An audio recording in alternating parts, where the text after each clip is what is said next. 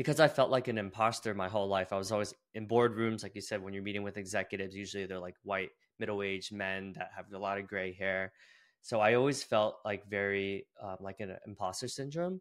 So everywhere I went, I was just like, oh man, why am I the only Asian? And even more specifically, even with Vietnamese, there's not a lot of Viets. So even in the Empire State Building where I worked in New York City, I think there was like 1,000 LinkedIn employees there. I was the only Vietnamese person in that whole New York office, right?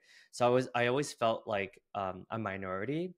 So I think courage is important because, 300 podcast episodes later, like almost 700,000 YouTube subscribers later, it's like I always took courage. I realized like, oh, that's like my unique, because I think everyone has to find their uniqueness.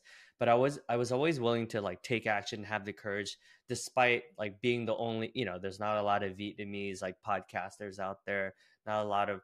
So I always tried to do whatever I didn't see, like even all the self-development books I read growing up, like it was usually like white men, right?